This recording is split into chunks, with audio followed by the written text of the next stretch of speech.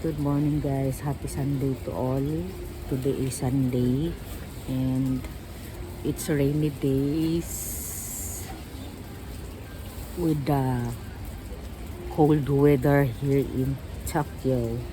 So guys, balik po tayo sa ating second or part 2 topic about my sister in her colon cancer stage 3, but hindi pa naman finalized kasi yung tinanggal lang na biopsy is the result is stage 3 colon cancer, but she have another laboratory and another check of CT scan para ma-check talaga doon kung nag-activate pa ba yung cells niya doon na accurate for colon cancer nga daw, diba?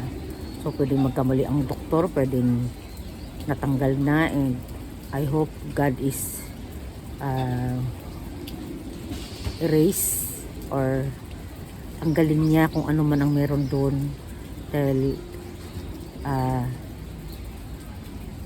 give her another chance of her life, kasi bata pa po yung kapatid ko para magkasakit siya ng ganyan. And the number one problem is the financial. Wala nang pong trabaho yung kapatid ko, walang ipon. Kahit pa siguro may ipon, hindi po kayang tustusan, lalo na po pang mag-chemo. Because I searched in the Google the Philippine chemo system, and price depend your cancer, depend the treatment. So aabutin po ng 100,000 per month in 12 session. So within 6 months po yun, 12 session, then 6 months tatakbo ang kanyang chemo. And then isipin po yung 6 months na yun, 100,000 per month. Sana may kunin yung 600,000 na yun. Masyado pong malaki yung 600,000 pesos. It's very, hindi namin kukunin hindi ko alam kung saan namin kukunin yun. Maibebenta namin yung lupa namin, yung bahay namin, pag ganoon. Diyos ko Lord, wala na kami natirang ari-arian ng mga magulang namin, tapos maibenta pa namin dun dahil sa pagkakasakit niya, na dapat nga sana ang plano ko, siya ang pinakayangkis namin, siya yung magmamana sana ng titulo. So itatransfer dapat sa kanya pangalan yung titulo, and then nagkasakit pa siya ng ganyan. So parang naging double murder yung nangyari, na bakit nagkaganon? Simpleng sakit lang yung naramdaman mo. Akala namin sa mayoman niya lang yun, but suddenly nung binuksan na yung tiyan niya, yung bandang puso niya, kasi tinanggal nga yung mga bukol, doon nakita. Well, pasalamat na din kami dahil nakita nga. Kung hindi nabuksan, baka gumarabi pa yung naramdaman niya, dahil nga nung nabiopsy nga is stage 3 na daw, and cancer sa colon. So sa madaling salita, naagapan pa siya na natanggal. Ang ano ko lang, na sana hindi kumalat at hindi buhay yung cells doon sa loob ng katawan niya,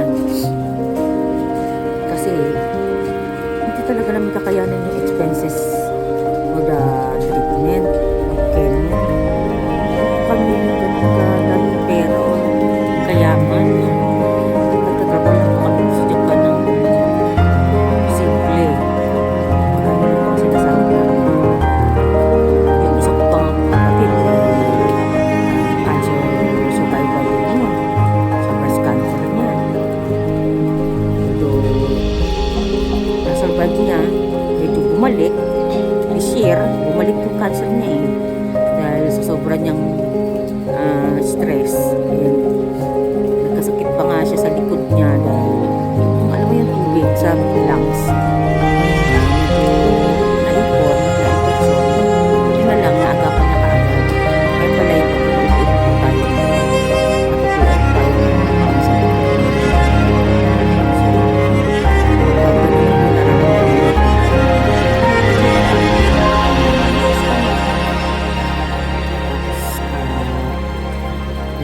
basta yun po talaga yung effect ng nagkakaroon tayo ng TB o tuberculosis or tubig sa baga. So, balik po tayo sa topic name about my sister. So, parang ano naman na ang Diyos nakikinig at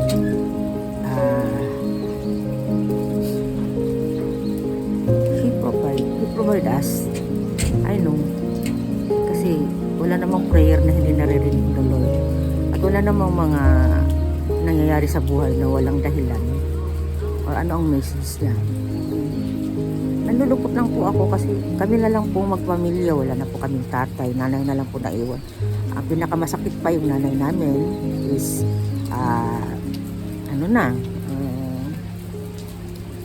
bedridden na siya. Meron na siyang na-stroke siya. Mild stroke. So, hindi na siya active for ano ang mga lalakarin o whatever. Hindi na kasi 75 na. Magsi 76 na yung nanay namin. So, parang sabi ko, bakit ganun, Lord? Bakit kami binagsakan ng ganitong problema na kami na nga lang. Tapos, nandito pa kami sa Japan. Yung mga kapatid ko dyan sa Pilipinas na inasahang makapag-alaga ng sa nanay namin nagkasakit pa. Yun pa yung nagra-runner, takbo dito, takbo doon, kung ano asikasuhin. Siya yung inaasahan namin pag nagpapadala kami ng pera. Siya yung nagbabudget, siya yung parang treasurer and everything. Di nagkasakit siya ng ganun kalala. Diba guys? Masakit guys isipin. So parang kami binaksag ka na parang sinakluban ng Lord, ano to? Kailangan ba naming tanggapin to?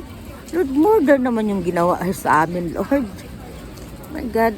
Alam mo, minsan pagka nagkikwento ako dito, naiiyak na ako, pagpinipigilan ko lang. Kasi, masakit. Kasi kami na nga lang. Hindi nga ako makauwi-uwi sa Pilipinas basta-basta dahil simula nung nagkasakit yung nanay namin, marami kami mga loans dito na binabayaran.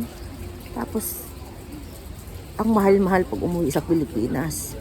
Tapos magkasakit ng ganun yung kapatid ko. Parang sakit-sakit talaga guys na isipin na nagkaganon. Bakit Lord? Bakit ganun Lord?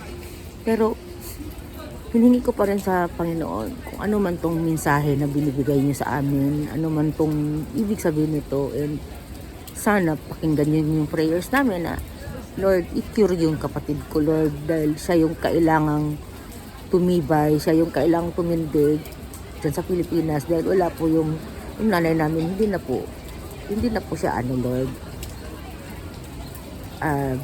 hindi na siya, parang gagaling man siya pero hanggang dyan lang Lord, hindi na siya makakalakad. So nasa 75 years na yung nanay namin, so parang malabo na po siyang makalakad Lord. Abutin man siguro ng 1 year, 2 years or maybe 3 years, tapos ganun mangyayari sa kapatid ko. Parang naano lang ako, masakit isipin. So sana kapulutan ng aral to ang sinishare ko sa inyo na kung mayroon na nadadiagnose sa katawan nyo na sakit, ipa-check upin na agad para maagapan agad. So Lord, I know mayroon kang message para sa amin and I know pakinggan nyo yung amin sorry, aming mga dasal, I know. So, thanks for watching guys and have a good Sunday. Bye.